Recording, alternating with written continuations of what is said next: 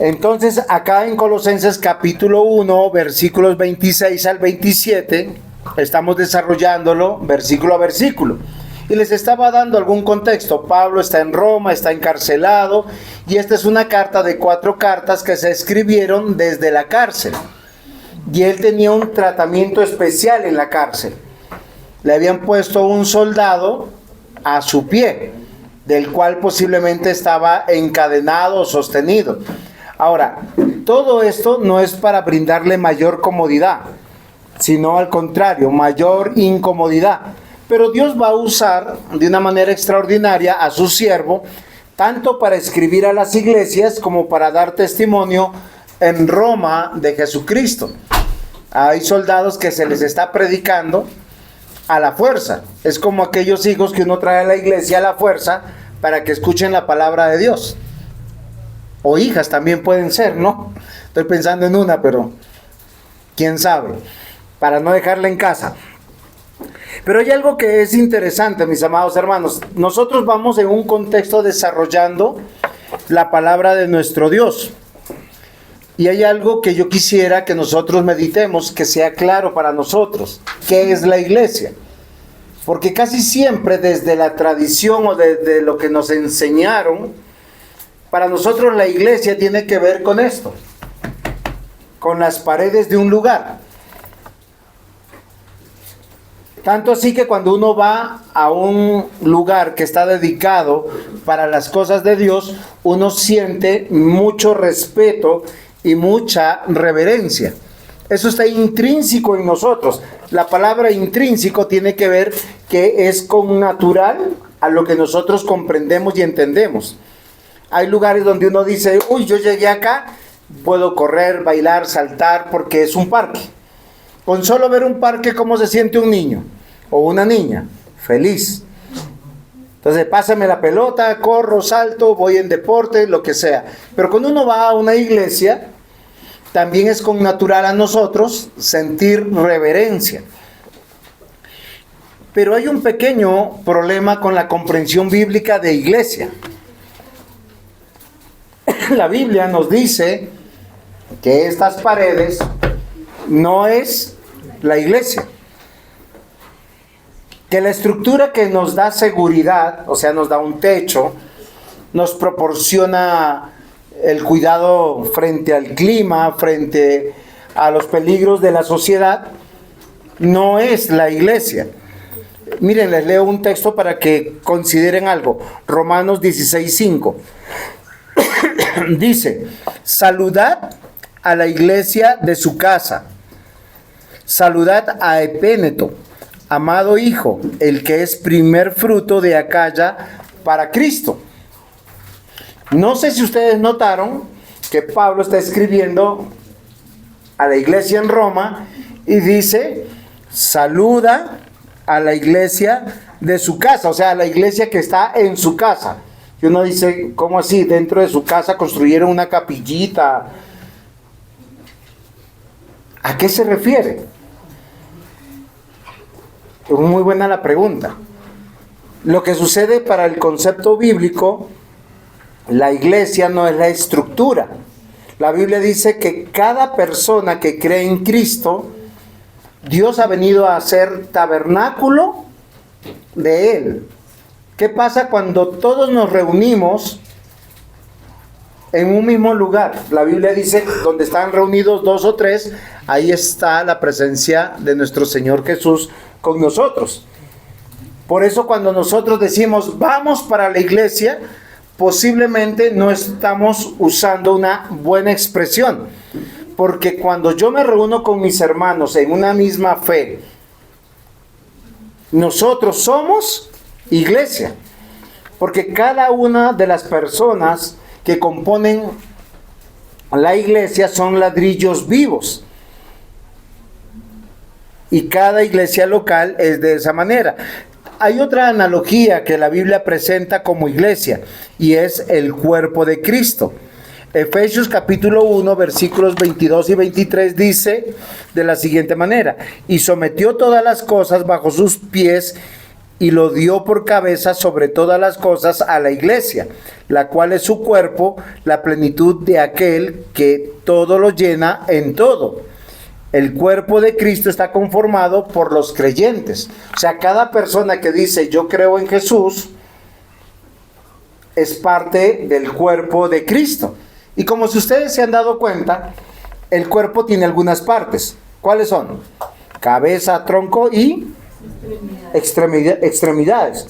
Pero cada parte del cuerpo tiene una función especial. Por decir, cuando ustedes vinieron y se prepararon para venir a la iglesia, ninguno dijo, escuchando a la pierna está diciendo, uy, qué pereza ir para allá, yo soportarte todo a ti, estás muy gordito, yo me quiero quedar en la casa. ¿Usted imagina venir sin la pierna? No, ¿cierto? Esa es la realidad de lo que la iglesia es conforme a lo que dice las Escrituras. Queridos hermanos, amigos oyentes, los que están aquí reunidos para aprender. La Biblia dice claramente que todos los que venimos en una misma fe somos el tabernáculo de Dios. Lo que quiere decir que la iglesia no es un edificio, es un concepto equivocado, trasladado de las religiones, en su gran mayoría paganas, para hablar del lugar donde está Dios. ¿Sí? Y es una concepción equivocada porque Dios ha venido a ser morada en cada uno de los creyentes. Ahora, tampoco iglesia es el nombre de una denominación. Y de acuerdo a la Biblia, la iglesia es un organismo vivo. Por eso Dios trae con cuerdas de amor a cada persona que es cristiana, que cree en Cristo. Y cuando digo cristiana no estoy hablando de una denominación. ¿Quién es cristiano? El que cree que Jesucristo es Dios, Señor y Salvador, que es el unigénito Hijo de Dios. Ese es cristiano. Igual que ¿quién es evangélico? El que cree que el evangelio, las buenas nuevas, es la palabra de Dios. ¿Y quién es católico? Que pertenece a la iglesia universal. El que pertenece a la iglesia universal. Es que la palabra católico no significa una denominación. Dice, los creyentes somos los que creemos en Cristo, no importa si estamos en la China, o si estamos en el África, o si estamos en América o en Europa. O sea, nuestro color de piel o nuestras características morfológicas no determinan de dónde somos. Los creyentes somos creyentes y somos católicos porque la iglesia del Señor es universal, de toda raza, de toda nación, de todo lugar y de todos los tiempos. Ahora, ¿a dónde yo quiero ir? Porque para resolver los versículos que acabo de leer, miren, dice, el misterio que había estado oculto desde los siglos y edades, pero que ahora ha sido manifestado a sus santos, a quienes Dios quiso dar a conocer las riquezas de la gloria de este misterio entre los gentiles, que es Cristo en vosotros, la esperanza de gloria. ¿A qué misterio se refiere? Dice, ahora vamos a revelar un misterio. Y no se refiere al misterio que hablan, ¿cómo se llama esto? Las series de televisión o los dibujitos animados. Yo me acuerdo que en mis tiempos había una serie de dibujitos animados, ¿alguien la vio? Para saber quiénes son de mi época, Scooby-Doo. Sí, claro. Y todas las series, todos los capítulos eran sobre algún misterio. Sí, algo así místico, algo de magia, de brujos, pero de eso no se trata en la Biblia. No piensen en eso. Porque para la Biblia, misterio es otra cosa. Misterio es algo que está oculto, pero tiene que ser manifestado o revelado, que está en nuestras narices. Nosotros lo podemos ver con los ojos, oír con los oídos, entender con el entendimiento, pero si no se te da a conocer, tú no lo puedes ver. Por decir, ¿ustedes sabían que el hueso más pequeñito que nosotros tenemos es el martillo? Y Julieta, ¿dónde está el martillo? No saben. pero es parte y es el huesito más pequeñito. Es un huesito. ¿Sí? Tatiana, ¿usted sabe dónde está el martillo? No me diga que donde está el clavo, ¿no? ¿Sí? La gran mayoría de nosotros, ahora, estando ahí, no lo conocemos, pero si yo les digo dónde está, usted dice, está acá en el oído. ¿Ve? Es un misterio revelado. Ahora, ¿a dónde yo quiero ir? Que si nosotros entendemos el texto dentro del contexto, vamos a entender qué misterio revelado hay acá. Según Colosenses 1, en sus versos 3 al 14, del versículo 3 al 14, nos habla Pablo, y recuerden que Pablo hizo una gran presentación. ¿Qué dijo? Yo, apóstol de Jesucristo por la voluntad de Dios, y el hermano Timoteo, a los santos fieles hermanos en Cristo que están en Colosas, gracia y paz. Todo lo que él va a decir es para la iglesia, es palabra de Dios y es para nosotros como creyentes. O sea, el mensaje es para mí, no solamente para los colosenses.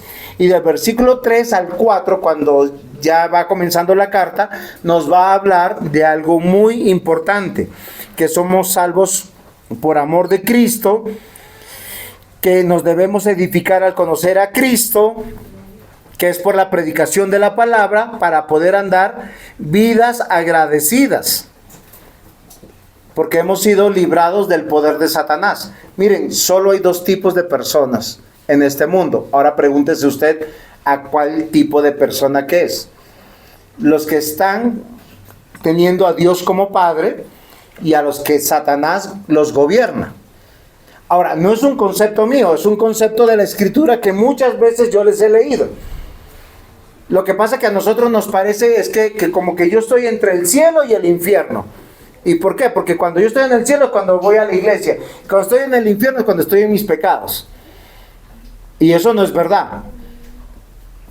O somos creyentes o no somos creyentes. Pero hay creyentes pues que están en el proceso de ser afianzados. En Colosenses capítulo 1 del versículo 21 al 23 se nos recuerda que fuimos reconciliados en la obra de Cristo. O sea, aquellos que salieron de las tinieblas, ¿saben qué dice la Biblia? Que una persona que está en las tinieblas tiene la mente entenebrecida. ¿Alguna vez se ha ido la luz a las 8 de la noche en su casa? ¿Y se ha ido en todo el barrio? ¿Cómo se sienten para caminar en ese momento? En tinieblas. Una mente entenebrecida no percibe las cosas de Dios, no le gustan las cosas de Dios, por lo tanto no le gusta cantar, no le gusta orar, mucho menos leer, porque puede leer cualquier libro de misterio, de historia de amor, historia de ficción, historia real, y se va a sentir entretenido. Pero cuando lee las cosas de Dios, ¿qué le parece? Y luego se duerme. ¿Por qué razón? Porque tiene una mente en la oscuridad, entenebrecido. Si alguien no tiene sueño, pues lo primero que le dicen, apague la luz, apague su celular, porque usted prende el celular y sus ojos se prenden y ya se le quitó el sueño y empieza a scrollear TikTok, Instagram, lo que sea, y tiene deditos rápidos y no duerme. La mente entenebrecida es una mente que está a oscuras, sobre todo de las cosas de Dios. Y la Biblia dice, entre los versículos 21 al 23, que las personas que tienen la mente entenebrecida son extraños para Dios. Solo piensen algo, o sea, Jesús está por acá y lo mira y dice, oiga, ¿y este qué hace acá? Yo no lo traje. O sea, vino porque a calentar una silla, vino porque de pronto tenía algún compromiso o algún interés, pero no vino por mí. Es como cuando alguien te visita y empieza y saca su celular, está ahí haciendo visita y usted le provoca, ¿qué le provoca decir? Oiga, présteme atención, ¿sí o no? ¿No le ha pasado? Está hablando con su cónyuge en la cama y el otro ¿Y qué te dije? Ah, no sé. Ah, bueno, está bien. Las personas extrañas están desconectadas del lugar, están en el lugar equivocado. Y la Biblia dice en Colosenses 1, versículos 21 al 23, que las personas que están sin Cristo son extraños para Dios. ¿Por qué razón? Porque no disfrutan las cosas de Dios.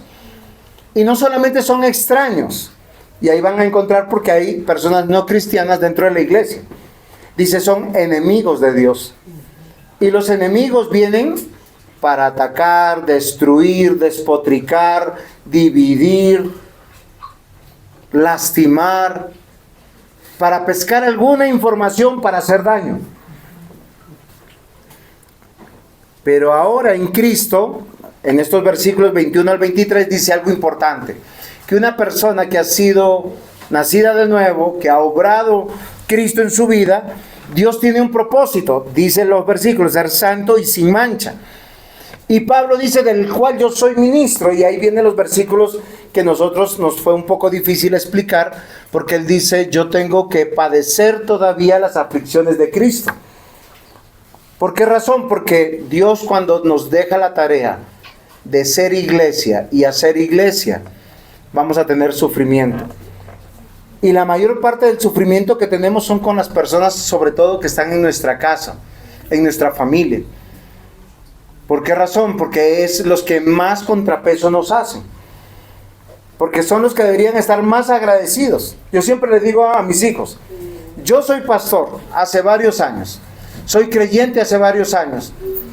Todo lo que nosotros tenemos es por el trabajo de ser pastor, y no solamente la bendición de Dios. Todos ustedes Dios los bendice a través de un trabajo. Pero Dios los bendice, ¿por qué? Porque Dios les dio dones y talentos. A nadie lo hizo inútil. Si alguien está en la casa sin trabajo, no es por inútil, es o porque la situación está muy difícil, hay poco trabajo, o mal pago, o la otra, no quiere trabajar. Pero no quiere trabajar no porque no tenga dones y talentos, sino porque hay razones, y hay muchas razones para no trabajar. Una de ellas puede ser la pereza, pero hay otras que son de acuerdo a las circunstancias. Y ese es el contexto que hoy nosotros tenemos para hablar de algo que es importante, el misterio oculto. ¿De qué vamos a hablar? Es el título de la predicación, el misterio oculto. Ahora, es importante que nosotros entendamos los versículos, porque el versículo 26 dice, el misterio que había estado oculto desde los siglos y edades. ¿A qué se refiere Pablo con eso? Punto 1, en el pasado. O sea, este es un misterio oculto en el pasado. Ahora, yo me hice algunas preguntas y algunas consideraciones. ¿A qué se refería con algo que está ahí pero no ha sido revelado o que no ha sido claro?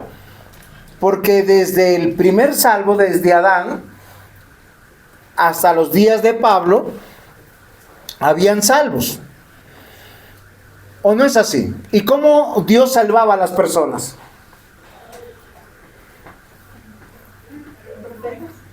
¿Cómo? Bueno, yo no me imagino a Noé, ¿quién le profetizó?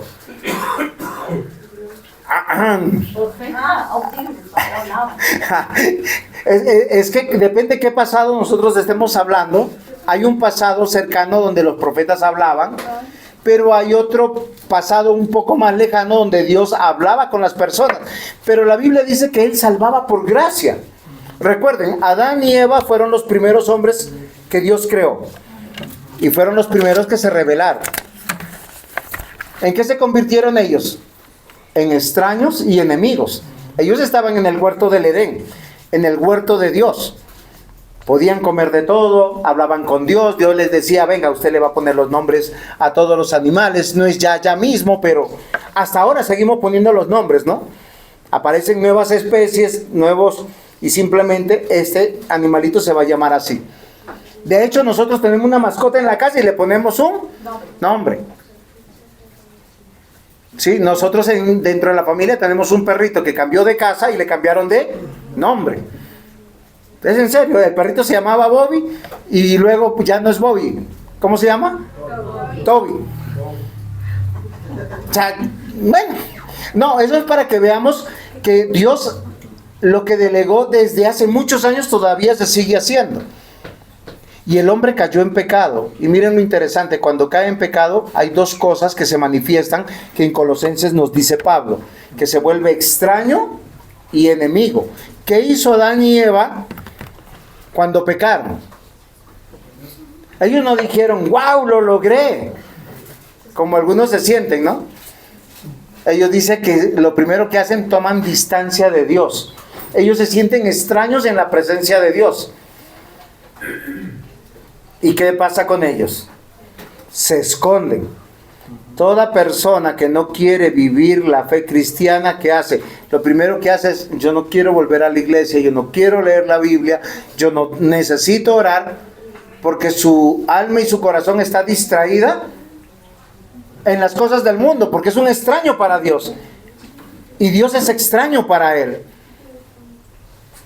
Al contrario, miren lo que hizo Adán y Eva para que ustedes comprendan. Ellos, ¿qué hicieron? Se fueron y, ay, estás desnudo, Adán. Y Eva, ay, sí, ¿verdad, no? ¿Y qué hicieron? Se pusieron sus propias hojitas, su propio vestido. Pero Dios hace algo muy interesante. Pese a la rebeldía de ellos, Dios obra con gracia y con amor. Con una gracia incondicional y con un amor incondicional de un padre que ama. ¿Y qué hace? Va y busca a sus hijos. Adán, ¿dónde estás? ¿Y qué dice Adán? Papito, te encontré. No, dice, Señor. ¿Sí? ¿Y qué pasó? Dice, escuché tu voz y me escondí. ¿Y por qué? Porque tuve miedo. Ellos eran extraños y manifiestan su enemistad. Yo quiero que sepan esto. ¿Por qué razón?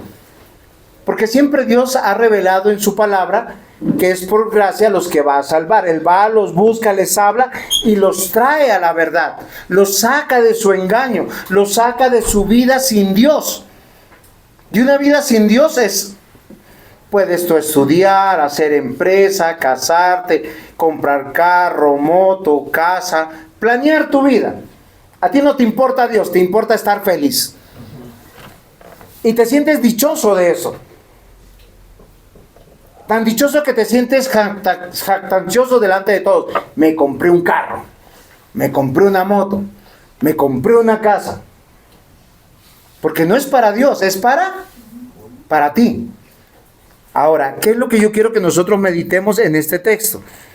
Que la realidad de la salvación en el pasado, en la época de los patriarcas, era un tantito diferente a la que nosotros hoy vivimos. Dios sigue salvando por gracia y siempre va a salvar por gracia. Al que Dios salva, Dios lo llama. Y cuando Dios te llama, su llamado es eficaz, como lo hizo con Mateo, como lo hizo con Juan, como lo hizo con Simón, como lo hizo con cualquiera de sus apóstoles, profetas o hijos de Dios. Dios llamó, ¿se acuerdan?, a un hombre malvado, a Mateo, a San Mateo, el que escribió el Evangelio de Mateo. ¿Qué estaba haciendo Mateo? Estaba entre sus amigos, paisanos y conocidos, cobrando los impuestos del imperio. ¿Y por qué? Porque así era el imperio. Contrataba a alguien que conocía a todos y le decía, tú les vas a cobrar los impuestos. Es como si a mí me eligieran para cobrar los impuestos. Yo más o menos sé en qué trabajan todos y cada uno y más o menos cuánto ganan. Entonces no me pueden decir, venga, es que yo gano el mínimo. No, es en serio. Yo por eso no reviso los diezmos de nadie, para yo estar tranquilo. Es en serio, yo no lo hago. Para eso tenemos fiscal, el diácono Mario. Él es el que revisa y el que asume y dice y cuenta y dice, porque eso es de amor y de gozo, no es una obligación. Ahora, miren lo interesante. Pero ellos sí que tenían de diferente a nosotros. Ellos cuando creían en Cristo vivían como familias, pero no tenían dónde llegar. Vivían su fe de manera individual, personal. usted va a encontrar a Adán, a Eva, y no tenían una iglesia. Van a encontrar el nombre de Set, que es el tercer hijo de Noé, Génesis capítulo 5, y no tenía una iglesia. Ellos vivían entre sus familias y no había una iglesia y no había un sistema litúrgico. Ellos, cuando tenían que agradecer por algo, simplemente hacían un sacrificio. Recuerden que Noé, cuando salió del arca, lo primerito que hizo, él dijo: bueno, hemos estado 150 días, son tantas semanas, vamos a matar un poco de animales y vamos a hacer un altar de sacrificio. Esa es una gran diferencia entre el pasado y el presente. Y aquellos que no se sujetaban a la dirección de Dios eran erradicados por Dios. Por eso vino el diluvio, ¿se acuerdan? Dios destruyó todo porque le dolió haber hecho al hombre en su corazón. ¿Y qué le dolió? Si usted va a Génesis capítulo 6, le dolió algo que los seres humanos todavía hacen. Se casan sin Dios. Tienen una vida sin Dios. Tienen una economía sin Dios.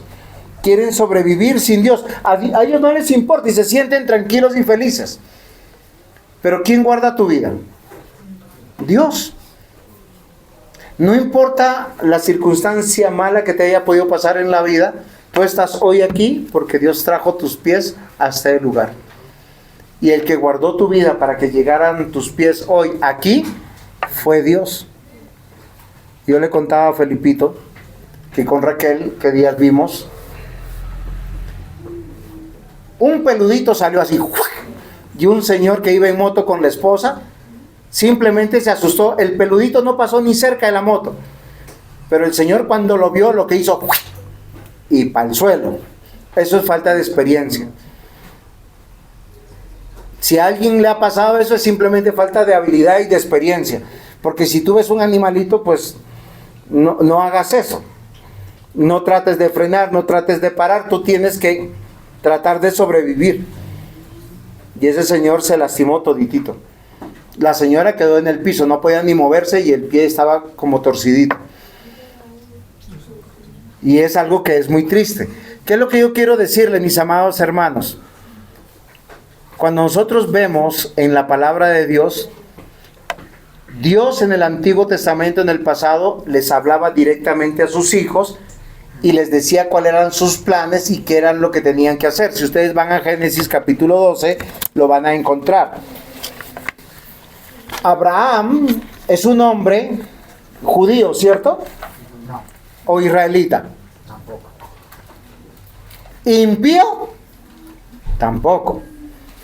Pero él vivía en un lugar de Canaán que se llamaba Ur de los Caldeos. Y Dios le habla, y no por el celular. Génesis 12:1 dice: pero Jehová había dicho a Abraham: vete de tu tierra y de tu parentela, y de la casa de tu padre, a la tierra que te mostraré, y haré de ti nación grande, y te bendeciré y engrandeceré tu nombre, y serás bendición. Bendeciré a los que te bendijeren, y a los que te maldijeren maldeciré, y serán benditas en ti todas las familias de la tierra. Y se fue a Abraham como Jehová le dijo, y Lot fue con él. Y era Abraham de 75 años cuando salió de Harán, jovencito. De hecho, él sería el más viejo de esta iglesia si estuviera acá, ¿o no? ¿Alguien tiene más de 75 años? No, muy bien. Dios hablaba a los creyentes en el pasado y ellos ejecutaban sus órdenes y lo vivían entre su familia o su parentela. Y eso me parece muy interesante. También le habló a Abraham en Génesis 17 y le dijo de nuevo: en cuanto a ti, guardarás mi pacto, tú y tu descendencia después de ti por sus generaciones. Este es mi pacto que guardaréis entre mí y vosotros y tu descendencia después de ti. Será circuncidado todo varón de entre vosotros. Circuncidaréis pues la carne de vuestro prepucio, y será por señal del pacto entre mí y vosotros. Y de edad de 8 días será circuncidado todo varón entre vosotros, por vuestras generaciones, el nacido en tu casa, el comprado por dinero, a cualquiera que no fuese de tu linaje. Debe ser circuncidado el nacido en tu casa, comprado por tu dinero. Y estará mi pacto en vuestra carne por pacto perpetuo. Ahora, miren qué es lo que yo quiero decirle, qué es lo que está escondido de estas personas que Dios sigue salvando por gracia. Dios les habla, Dios los conforma. Yo solo quiero que piensen en eso, porque nosotros, ¿qué vemos aquí? Que Dios habla, es su palabra, Dios llama a personas, Él está salvando, la salvación es por gracia. Hay dos cosas posiblemente que no están claras para ellos. ¿Cómo Dios los está salvando? O sea, ¿cómo? Ellos tienen que creer en Dios, en lo que Dios les dice, y confiar plenamente, sin mayor razón. Cuando Dios le dijo a Abraham, levántate y vete de tu casa, usted se imagina que hoy le diga a Dios eso. Usted tiene un trabajo, tiene su esposa, sus hijos, sus amigos en el barrio, ya está establecido, y que le diga a usted, y te vas a ir a una tierra que yo te voy a mostrar. O sea, solo levántate y vete. Y uno dice, eso está como difícil, pero Abraham le creyó a Dios y eso le fue contado por justicia. Una y otra vez, y es una bendición que es para todos los que vienen de la familia de Abraham. Ahora, Moisés mismo vivió esto. Esta misma promesa, miren, voy a unir el llamado de que salga afuera y el de la circuncisión, porque en Éxodo capítulo 4, versículo 24 al 31, Dios llamó a Moisés, y Moisés había huido ya de su tierra. ¿De dónde había huido? De Egipto, porque él fue criado como príncipe, y él despreció ser llamado hijo de príncipe, las comodidades. No es como acá los cristianos, ¿no? Algunos cristianos eligen las comodidades por encima del plan de Dios. Moisés se fue de Egipto y huyó ¿para dónde? ¿A dónde huyó? A Madián. Y allá conoció a su suegro Taré y se casó con Séfora. No, ¿cómo se llamaba el? Jetro, gracias. Eso, ya me... Taré es el papá de Abraham.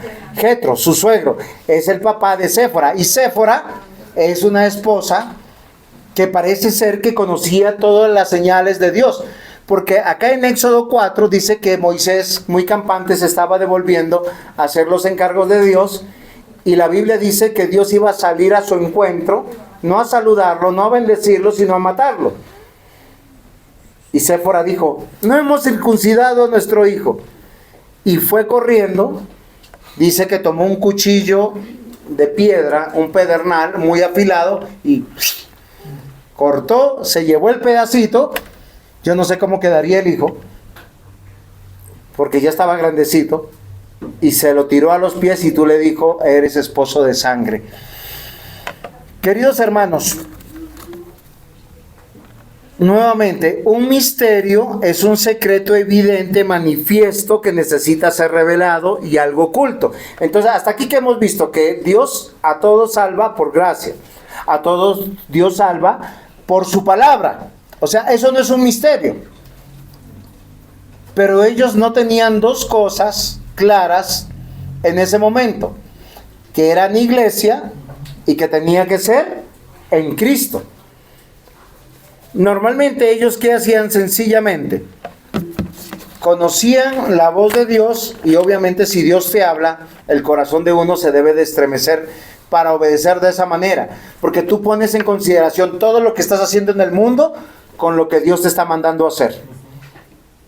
Y eso es muy contradictorio, porque tienes que dejarlo todo. Abraham lo dejó todo, Isaac lo dejó todo, Jacob lo dejó todo, Moisés lo va a dejar todo. Cuando Dios llama a Moisés, él ya tenía una vida establecida en Madián, tenía a su esposa, tenía a sus 2 hijos, le iba muy bien en sus negocios, y Dios le dice, deja todo, y ahora me vas a servir a mí como el libertador. Y miren, como libertador, a él no le iban a pagar absolutamente nada.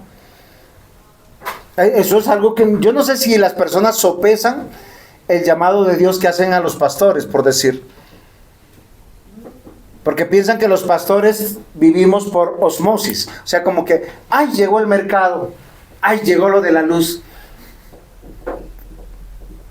No, es en serio. O piensan que uno tiene que trabajar en otra cosa. Ahora, cuando uno trabaja en otra cosa, pues o usted es pastor o usted es mecánico, o usted es pastor o usted es inversor, o usted es pastor o es cualquier otra cosa. Pero el pastor debe ser pastor, y el pastor es consejero. ¿Qué más es? Es predicador, estudioso de la Biblia, psicólogo también, dice, sí, psicólogo un poquito. Yo lo entiendo. O sea, del pastor se espera muchas cosas. Y Dios llamó a Moisés y llamó a libertar un pueblo.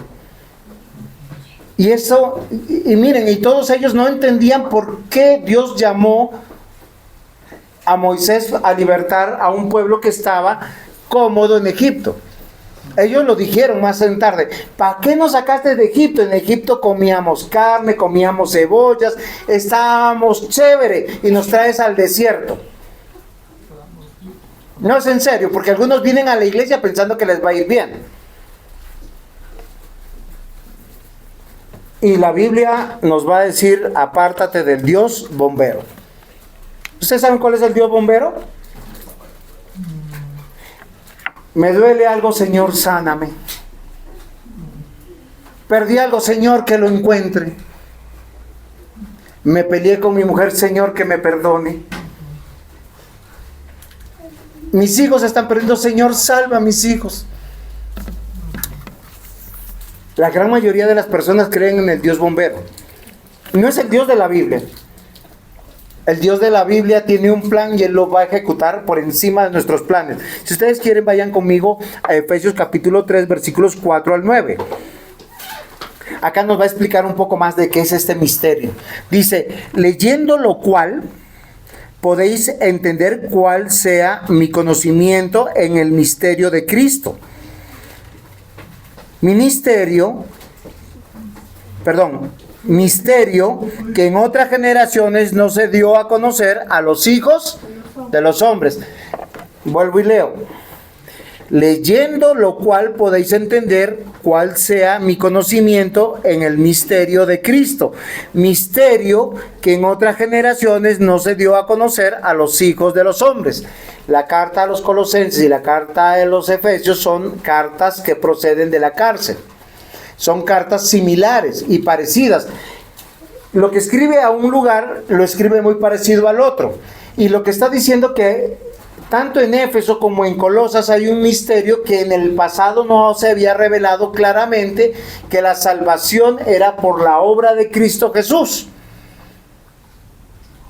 Y dice misterio que ahora es claro para nosotros, como ahora es revelado a sus santos apóstoles y profetas por el Espíritu, que los gentiles son coherederos y miembros del mismo cuerpo. Ahora miren, relaciona dos cosas: que cuando se revela a Cristo, se revela el cuerpo de Cristo, y que el cuerpo de Cristo está conformado por judíos y gentiles. En la época de Pablo había una fuerte tradición judía. ¿Y los judíos qué pensaban? Que porque sus papás, los papás de sus papás y los papás de sus papás tenían la religión judía, ellos estaban en el lugar correcto. Y la religión judía que enseñaba: si tú obedeces la ley perfectamente, vas a ser salvo. O sea, la ley religiosa, la ley ceremonial. Ellos podían robarle a la viuda, robarle al extranjero, aprovecharse de los huérfanos, tumbar a sus parientes en los negocios, hacer trampas, divorciarse, volverse a casar, hacer muchas cosas ilícitas. Pero si diezmaban, iban a la iglesia, presentaban sus sacrificios, soy un hijo de Dios. Eso pensaban la gran mayoría de los judíos, que podían vivir vidas impías, pero cumpliendo ritos religiosos. Y bueno, como el que piensa ahora, ¿no? El que peca y reza, ¿cómo saben? Pero no funciona así en la Biblia. Acá Pablo, escribiendo a Éfeso, dice: mi conocimiento, que es el misterio de Cristo, misterio que en otras generaciones no se dio a conocer a los hijos de los hombres, como ahora es revelado a sus santos apóstoles y profetas por el Espíritu, que los gentiles son coherederos y miembros del mismo cuerpo. Quien conoce a Cristo es parte del cuerpo de Cristo. Muy bien. Y copartícipes de la promesa en Cristo Jesús por medio del Evangelio. Ahora, en estos tiempos, Pablo dice, no ahora, sino el ahora es ese ahora de Pablo. Sin la predicación de la palabra no conocen a Cristo. Por eso las personas andan perdidos en sus tradiciones. En su, ay, es que esto me enseñó mi papá y funciona. Yo he escuchado, ¿no? ¿A alguien se le ha perdido algo alguna vez? ¿Cuántas veces han puesto a un santico de cabeza para que lo encuentren? ¿Sí les ha pasado? Hay personas que tienen esa tradición. O si no tienen, no han encontrado el amor, récele a fulanito, porque ese le va a entregar un buen noviecito. La Biblia dice que Pablo fue hecho ministro del Evangelio para dar a conocer el misterio de Cristo, que los que creen en Cristo van a ser coherederos y miembros del cuerpo, partícipe de la promesa. Dice, en el pasado, los que vivieron como salvos elegidos, ellos vivían sin iglesia y sin tener la claridad de Jesucristo. ¿Por qué? Porque Jesucristo estaba en sombras. Entonces, misterio oculto, punto 1, en el pasado. Vuelvo a Colosenses. Perdón que sea así tan escuelero en eso. Colosenses, no estoy, que llamen más tarde. Colosenses capítulo 1, versículo 26, dice: el misterio que había estado oculto desde los siglos y edades, pero que ahora ha sido manifestado a sus santos. Entonces pasamos de un misterio que en el pasado ha sido oculto. ¿Y ahora a qué venimos? Al presente, punto 2, ahora en el presente. Nuestro Señor Dios, desde Génesis hasta la vida de Pablo, han pasado varios años, han pasado varias revelaciones y ha empezado a aumentar su mensaje. A través de los profetas y de los apóstoles, Dios reveló que Dios salva en Cristo, y a los que salva en Cristo los añade a una iglesia. O sea, una persona cristiana, una persona que realmente cree en Dios, tiene una gran preocupación. ¿Saben cuál es? ¿Dónde voy a seguir aprendiendo de Dios? Esto pasa como en el amor. ¿Quién se ha enamorado? Casi todos nosotros. Y cuando uno está enamorado, ¿qué es lo que más espera? ¿Cuándo me llama? Uno revisa 100 veces su celular, no me escribió, lo pone en avión, lo quita en avión, verifica que la conexión esté bien. Por algo no me llama. ¿Por qué razón? Porque quiere saber de esa persona. Y ojalá le ponga una cita, no importa si es a las 3 de la mañana, a la 1 de la mañana, a las 11 de la noche, no importa si está a 2 horas de su casa. ¿Qué dice?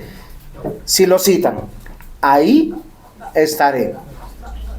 Y como sea, llega en moto, en carro, en Transmilenio, en bus, en taxi. Pero llega. ¿Por qué? Porque está enamorado.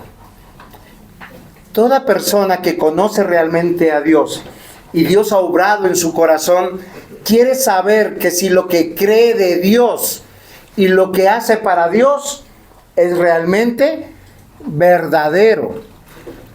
Y queridos hermanos, toda persona que nace de nuevo en Cristo, su prioridad es Dios. 1 Corintios capítulo 2, versículo 7. Mas hablamos sabiduría de Dios en misterio, la sabiduría oculta, la cual Dios predestinó antes de los siglos para nuestra gloria. Cuando nosotros empezamos a conocer de Dios y que lo que hacemos realmente agrada a Dios, es cuando nosotros realmente nos sentimos dichosos y felices. ¿Cuántas cosas hemos hecho en el nombre de Dios que hoy por la Biblia sabemos que fueron fatales y equivocadas. Yo he visto personas que con buena intención han practicado cosas, pero cuando usted lee la Escritura, usted dice: Señor, perdóname, porque yo no sabía lo que hacía.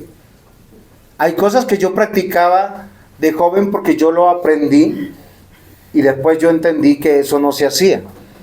Mencióneme una de las cosas que normalmente nosotros hacemos sin conocer a Cristo, pero de manera religiosa, y que hoy sabemos que no agrada a Dios. Solo una. ¿Los qué? Ídolos. Muy bien.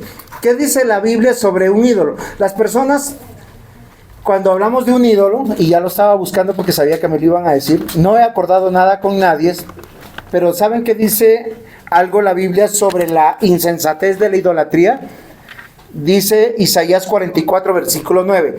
Los formadores de imágenes de talla, o sea, los que hacen bonitas esculturas, dice, todos ellos son vanidad. Y lo más precioso de ellos para nada es útil. O sea, ¿se han dado cuenta que a veces nos esforzamos por, voy a hacer, no sé, algo que hable de Dios? Y nos preocupamos que sea un arte espectacular. Y usamos los mejores materiales, las mejores cosas, y luego decimos, ahí está Dios. Eso es lo que está diciendo acá el texto. Todos los formadores de imágenes de talla, todos ellos son vanidad. Y lo más precioso de ellos para nada es útil. Y ellos mismos son testigos para su confusión de que los ídolos no ven ni entienden. Quien formó un Dios, a quien fundió una imagen que para nada le es provecho, he aquí que todos los suyos serán avergonzados. Porque los artífices o fabricantes son hombres. Todos ellos se juntan, se presentan, se asombran, serán avergonzados. ¿Se han dado cuenta que alguien crea una imagen y dicen, ahí está Dios? Y mucha gente se agolpa y todos dicen, creemos que ahí está Dios. Dice, de nada, eso es provechoso. Dice, piensen de esta manera. Versículo 12. El herrero toma una tenaza, trabaja en las ascuas. O sea, ¿qué hace? Está haciendo fuego. Eso es lo que está diciendo. Le da forma con los martillos y trabaja con ello. La fuerza de su brazo. Luego tiene hambre. Le faltan las fuerzas, no bebe agua y se desmaya. El carpintero tiene la regla, lo señala con el almagre. Debe ser una regla especial para eso. Lo labra con cepillos, le da figura con el compás. Lo hace en forma de varón, a semejanza de hombre hermoso para tenerlo en su casa. ¿Qué es lo que está diciendo? Así como el que funde una imagen que tiene un molde y está haciendo fuego, derrite el hierro, el oro, lo que sea, y lo funde y queda bonito, el carpintero ¿qué hace?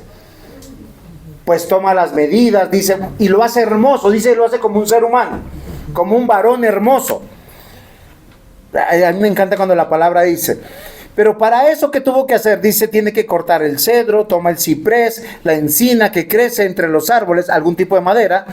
Dice, de él se sirve. Luego el hombre para quemar toma de ellos, para calentarse, enciende también el horno, cuece panes, hace de más un dios, lo adora, fabrica un ídolo, se arrodilla delante de él. Dice, parte del leño, o sea, una parte del árbol que cortó para hacer la figura que él adora, ¿qué hace con la otra parte? Oiga, me quedaron unos pedacitos. Versículo 16 dice, parte el leño, quema en el fuego, con el que, dice, con parte de él come carne, prepara un asado, se sacia, después se calienta y dice, oh, me he calentado. O sea, no solamente está comiendo, sino se calienta. Y he visto el fuego. Y hace del sobrante un dios, un ídolo suyo. Se postra delante de él, lo adora y le ruega diciendo, líbrame, porque mi Dios eres tú. Versículo 18 de Isaías 44. No saben ni entienden, porque cerrados están sus ojos. ¿Se han dado cuenta? La gran mayoría. Para no ver, y su corazón para no entender. no discurre para consigo, no tiene sentido ni entendimiento para decir, oiga, parte de este leño yo lo quemé en el fuego, y sobre sus brasas cocí el pan, asé la carne, y comí. ¿Haré del resto una abominación? ¿Me postraré delante de un tronco de árbol? De ceniza se alimenta su corazón, de engaño se desvía, para que libre su alma del peligro. ¿No es pura mentira lo que tengo en mi mano derecha? Es lo que explica la palabra de Dios. Ahora, ¿por qué yo les digo esto? Porque ahora en el presente, Dios nos ha dado una revelación por su palabra. ¿Para qué? Para corregir lo que nosotros creemos de Dios y cómo debemos adorarle. Si no he sido claro, me dicen y yo les repito. Yo no tengo problema con eso. ¿Por qué dice? Porque ahora Dios está siendo muy claro para que nosotros corrijamos cómo acercarnos a Dios, cómo agradar a Dios y cómo nuestra fe, que posiblemente es honesta y sincera, debemos de honrarlo.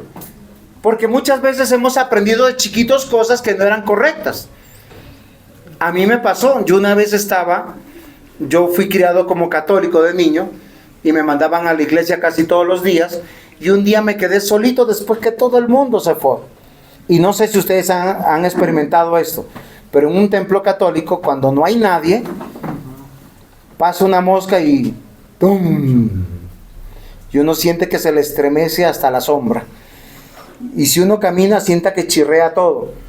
Y yo le pregunté al sacerdote y le dije, Padre Ramón, ¿por qué yo siento tanto miedo cuando yo estoy en este lugar, cuando todos ya se han ido? Porque yo tenía el privilegio de quedarme allá, porque yo ayudaba al cura.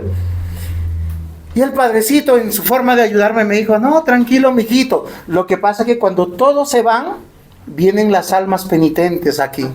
Y yo, adiós, me fui. Yo no quise volver. Pero bueno, ¿qué dice la Escritura? La Escritura dice que las almas tampoco están acá. El que muerto, muerto está. El espíritu vuelve a Dios y queda dormido con Dios. Pero yo era un niño pequeño, muy joven, con muchos deseos de aprender de Dios, pero que solo la palabra de Dios me corrigió. Y la Biblia dice que ahora en el presente de Pablo, hay un misterio revelado que es sobre la persona de Cristo, y que yo solo en el Evangelio y en la instrucción de la palabra voy a poder crecer en la fe, hacer lo que es correcto para Dios. El misterio, mis amados hermanos, que no fue revelado en su momento, era Cristo. Pero Cristo vino, cumplió todas las cosas, murió en la cruz delante de muchas personas. Las personas creyeron. Nadie puede negar la existencia de Cristo. Y es un misterio revelado que estaba escondido, ¿en dónde? En las señales, signos y símbolos del Antiguo Testamento. Por eso ya nosotros no celebramos muchas de esas ceremonias, porque ya en Cristo fueron cumplidas. Y hoy nosotros no llegamos acá ni con corderos, ni con mantos, ni con vestimentas raras. ¿Por qué razón? Porque en Cristo todo eso ha sido cumplido. Efesios 1:9 dice, dándonos a conocer el misterio de su voluntad, según su beneplácito, el cual se había propuesto en sí mismo. Y Efesios 3:3 dice que por revelación me fue encomendado el misterio, como antes lo he escrito brevemente. Amados hermanos, el misterio centrado y declarado es la persona de Cristo. Y en Cristo nos reconcilia con Dios. Ya no somos extraños, ya no somos enemigos. Ahora Cristo, cuando nos ve acá, que dice, este es mi Hijo, yo muerto por Él. Y Él es el que aboga por nosotros en el trono del Padre. 2 Corintios 5:18. Y todo esto proviene de Dios, quien nos reconcilió consigo mismo por Cristo y nos dio el ministerio de la reconciliación. O sea, quien cree en Cristo quiere enseñarle a otro, oiga, no se vaya por ninguna religión, véngase por la palabra de Dios, que le va a decir que verdaderamente le agrada a Dios. Ahora, eso solamente se puede hacer en comunidad, aprendiendo todos de la palabra de Dios. Y eso es muy puntual. 1 Corintios 2:2 dice: pues me propuse no saber entre vosotros cosa alguna, sino a Jesucristo y a este crucificado. La significación de los misterios, mis amados hermanos, que conciernen a la revelación, tienen un sentido lógico, racional y escatológico. La fe no es ilógica. Todos sabemos que somos pecadores y que necesitamos de estar reconciliados con Dios. Que cuando Dios nos bendice para Él glorificarse en medio de nuestra vida. Primera de Corintios 15:51 dice: aquí os digo un misterio. No todos dormiremos, pero todos seremos transformados. Eso es un misterio para nosotros. ¿Por qué razón? ¿Cómo así? Yo les voy a decir, el día que muramos, este cuerpecito, bueno, este cuerpezote, por lo gordito, se queda en la tierra. Polvo eres, al polvo volverás. No importa si te creman, si quedas en el agua, si estás sobre tierra. Polvo eres, al polvo volverás. Pero el espíritu mío vuelve a Dios. Pero ¿cuál es la promesa del misterio? Que el día de la resurrección, aquellos que han creído en Cristo, aquellos que adoran a Cristo correctamente, verdaderamente, Dios les va a devolver el mismo cuerpecito. ¿Ustedes se imaginan que yo aparezca en la eternidad flaquito, delgado, musculoso, blanco, ojiverde y con pelo mono? Ese no soy yo. Porque el espíritu tiene una concordancia con lo que nosotros somos. ¿Sí? Yo no sé cómo aparecerán las personas que se operan y se arreglan, ¿sí? Porque ellos viven engañados. Su genética dice otra cosa. Queridos hermanos, los hombres de los tiempos apostólicos apenas están entendiendo que la salvación no era para vencer la mortalidad y tener una vida placentera mortal. Los elegidos son llamados pueblo de Dios, pueblo del pacto, hijos e hijas de Dios, que son iglesia, el cuerpo de Cristo, llamados y apartados para ser santos y conocer las riquezas de la gracia de nuestro Dios. Queridos hermanos, yo les quiero sacar de su mente el Dios bombero que a veces traemos. A veces los cristianos creemos en eso. Que si la estamos pasando mal, la única señal de que somos hijos de Dios es que nos vaya bien. Y la Biblia dice claramente que Dios nos salva para conocerlo a Él y deleitarnos en Él, no importa las circunstancias que estemos pasando o viviendo. ¿Por qué? Porque todas las circunstancias son temporales. El misterio oculto. Punto 3. Ahora revelado. O sea, hemos pasado del pasado al presente de Pablo y ahora a lo que Dios está revelando permanentemente. Vuelvo y leo Colosenses capítulo 1, versículos 26 y 27.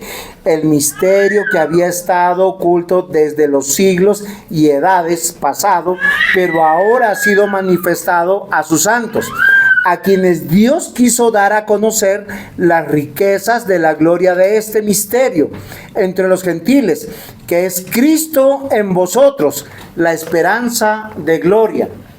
Si yo digo que creo en Dios, tengo que creer en Cristo y tengo que llamarme cristiano.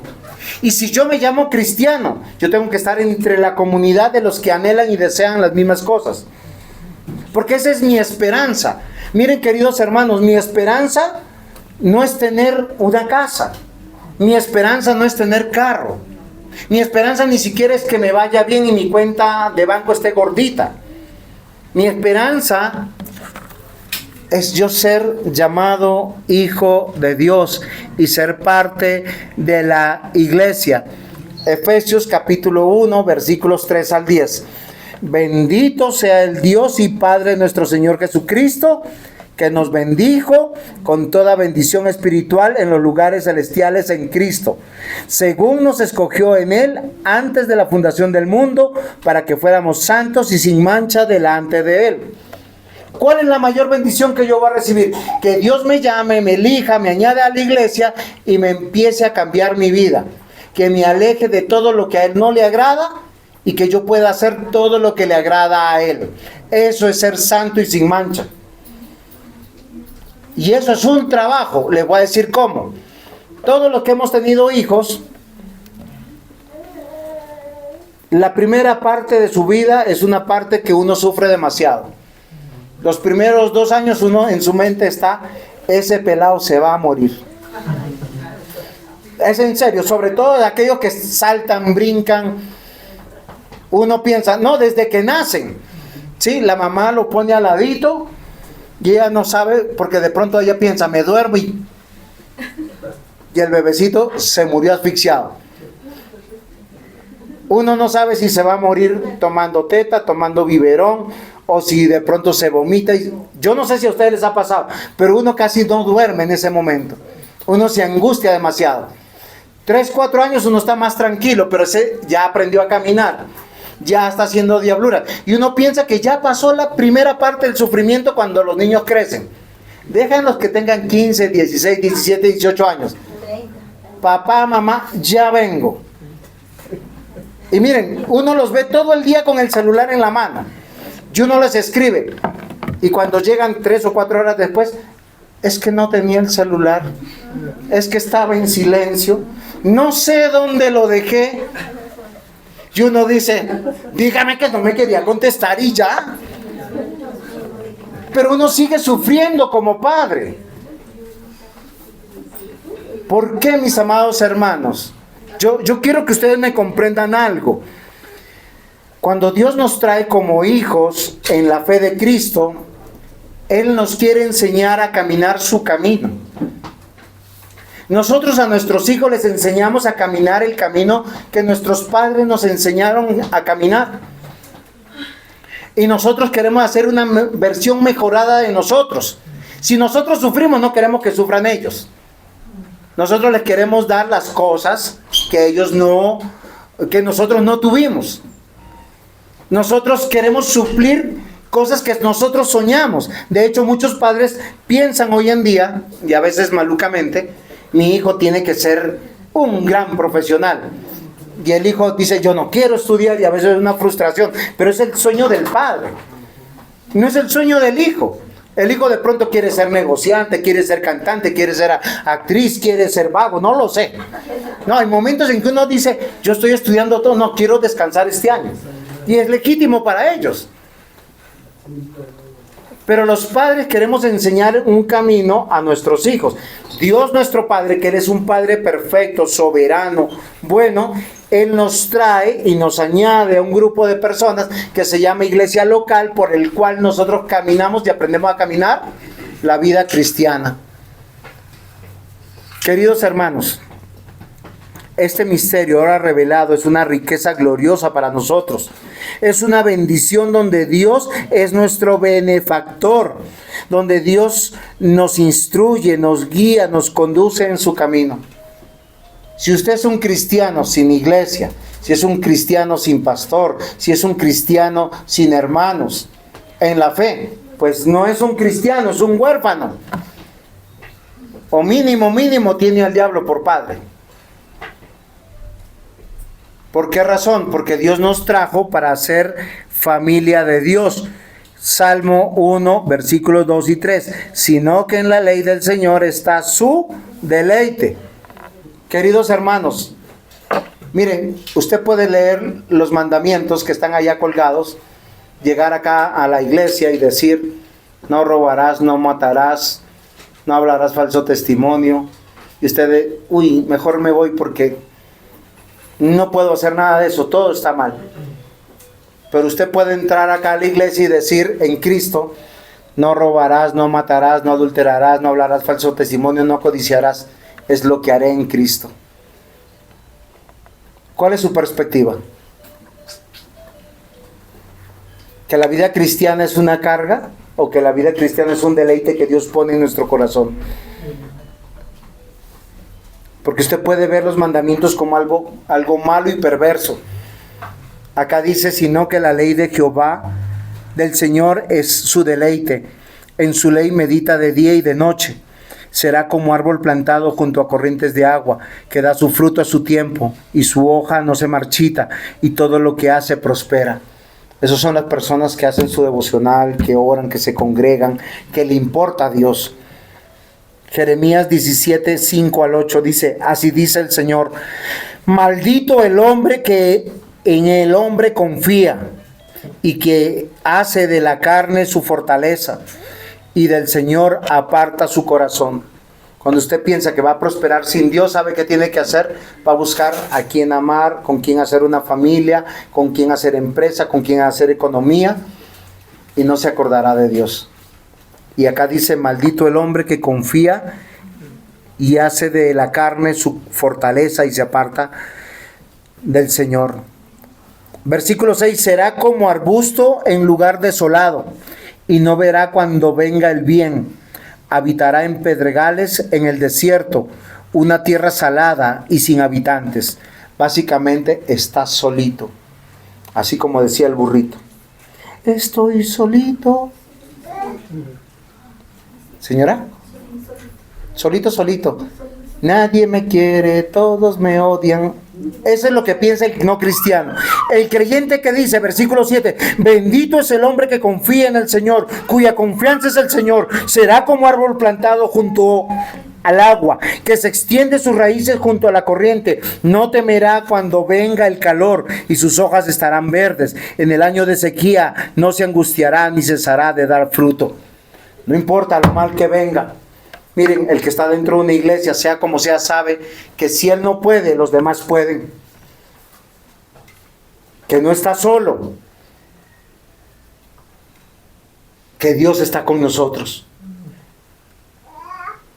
Bienes y riquezas hay en la casa del que teme a Jehová, dice el Salmo 112, versículos 1 al 3.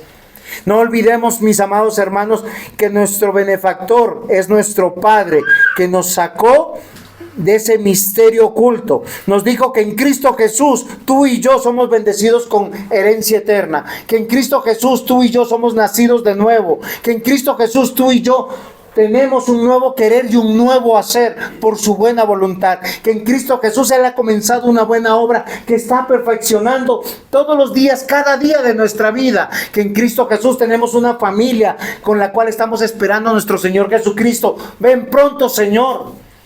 Que en Cristo Jesús, si tú caes o yo caigo, seremos levantados. Que en Cristo Jesús nosotros somos restaurados. Amados hermanos, no olvidemos que nuestro benefactor es nuestro Dios, y que las riquezas materiales simplemente son temporales, consecuencias de su bendición en muchos casos también cuando la quita, Él nos bendice para que no caigamos en tentación. ¿Cuál es nuestra esperanza en gloria? Que somos hijos e hijas del Señor Dios Todopoderoso. Amén. Amén. Pongámonos en pie, demos gracias al Señor.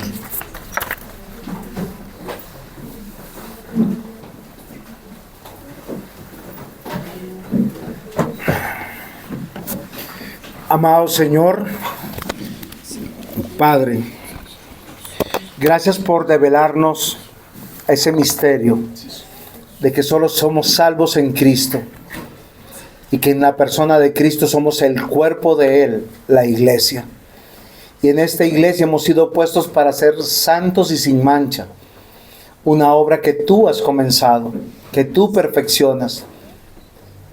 Pero debemos reconocer también, Señor, que el viejo hombre, esa vieja naturaleza que está en nosotros, esa condición es con la que luchamos todos los días. Perdónanos, Señor, cuando confiamos en lo material. Perdónanos, Señor, cuando confiamos en las tradiciones de este mundo. Perdónanos, Señor, cuando nos alegramos de prosperar, a veces desobedeciéndote a ti. Ayúdanos, Señor, a encontrar deleite en tu palabra, deleite en tu voluntad. Ayúdanos a crecer, a ser hombres y mujeres de fe. Ayúdanos, Señor, a no desprendernos de tu mano. Señor, nunca te apartes de nosotros. Y donde vayamos, Señor, que tu presencia siempre esté con nosotros. En Cristo Jesús. Amén.